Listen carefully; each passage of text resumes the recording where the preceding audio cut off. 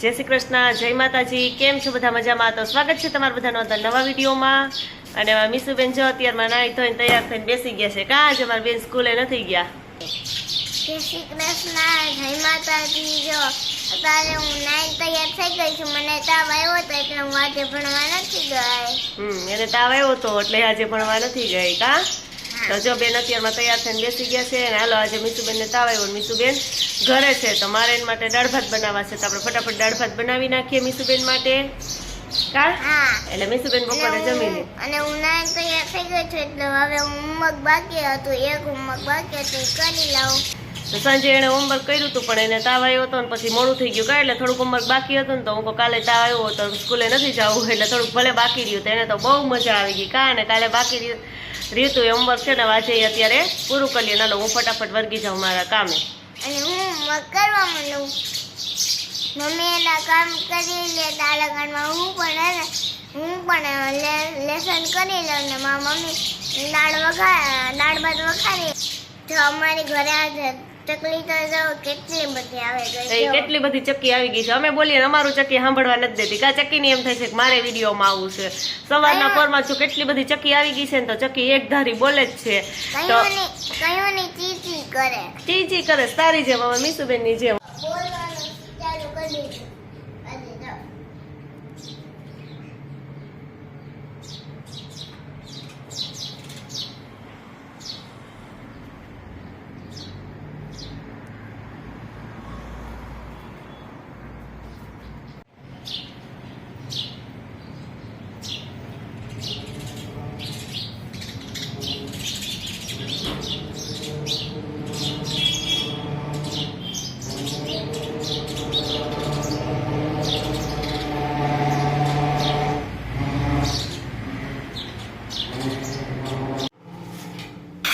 આજે જો કાચરી છે આપણી સરસ મજાની કરાઈ ગઈ છે અને તેલ આવી ગયું છે તો આપણે ફટાફટ છે ને દાળ પણ વઘારી નાખીએ। દાળ વઘારવા માટેનો જો બધો મસાલો આપણે લઈ લીધો છે અને ફટાફટ છે ને આપણી દાળ આપણે વઘારી નાખીએ।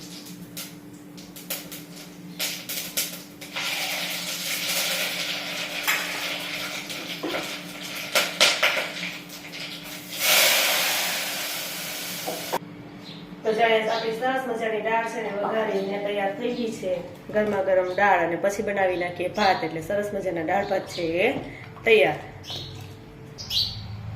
તો જો અમે બધું કામ કરીને ફ્રી થઈ ગયા છીએ અને અત્યારે ઘડિયાળમાં થઈ ગયા છે 10 અને મીસુબેન ને હું બે જો સરસ મજાના તૈયાર થઈ ગયા છે અને અમારે જવું છે મારી ફ્રેન્ડના ઘરે। કાં મીસુ? જવું છે ને આપણે? તો હાલો અમે ક્યાં જઈએ છીએ તમને ત્યાં જઈને જ હમણાં ખબર પડી જાય કે અમે કોની ઘરે જઈએ છીએ। તો હું મીસુબેન જો સરસ મજાના તૈયાર થઈ અને હવે ફટાફટ નીકળી જઈએ એટલે બપોર થઈને તો પાછા ઘરે પહોંચી જાય।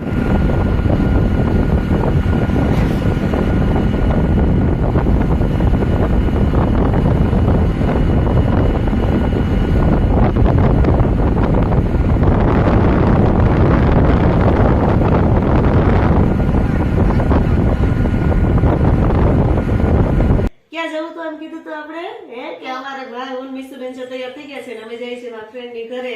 તો અમારા ફ્રેન્ડ ની ઘરે આવી ગયા છે, આગળના વિડીયોમાં આપણે વેડા થાય ને તો જલપાની ઘરે આવી ગયા છે આપણે દિત્યાબેન ના મામા ની ઘરે। કા દિત્યા? જય શ્રી કૃષ્ણ બધાને। તો જો અમે તો એની ઘરે જઈ આવ્યા હતા એટલે જલપાબેન નો વારો હતો એટલે જલપાબેન આજે મીશુબેન ને મજા નહોતી એટલે મીશુબેન ને રજા હતી તો રજાનો લાભ લઈ લીધો એટલે બે મોટી દીકરી આવી ગયા છે પાછા મળવા। કેમ કે દિત્યા તો ગઈ હતી એની ઘરે પણ મીશુબેન ત્યારે આજે નતા ભણવા ગયા હતા એટલે આજે મીશુબેન દિત્યાને મળવા આવ્યા છે એટલે એકબીજાને મળી લે। કા દિત્યા? હા તો મીસુ વારે જય શ્રી કૃષ્ણ તો કર। જય શ્રી કૃષ્ણ કરીએ। જય શ્રી કૃષ્ણ પછી આમાં કહી દે જય શ્રી કૃષ્ણ ગુડ મોર્નિંગ કહી દે। જય શ્રી કૃષ્ણ, ગુડ મોર્નિંગ, જય શ્રી કૃષ્ણ। તમારું સ્વાગત છે તમારા નવા વિડીયોમાં સ્વાગત છે। અમારા ઘરે મીશુબેન આવ્યા, હું એની ઘરે દીધી એ ભરવા ગયા હતા તો હા જો દિત્યા અમારી ઘરે આવી ને ત્યારે મીસુ નહોતી એટલે મીસુ ને મળવું હતું। કા એને આજે કે મમ્મી આપણે જાવું બધા રવિવાર હોય ને ત્યારે જાવું એમ। અત્યારે તો એ પેલા જ બેન ઘરે રહી ગયા એટલે આજે આવી ગયા। કા તો કોની ઘરે આવ્યા આપણે કે તો ખરા તું?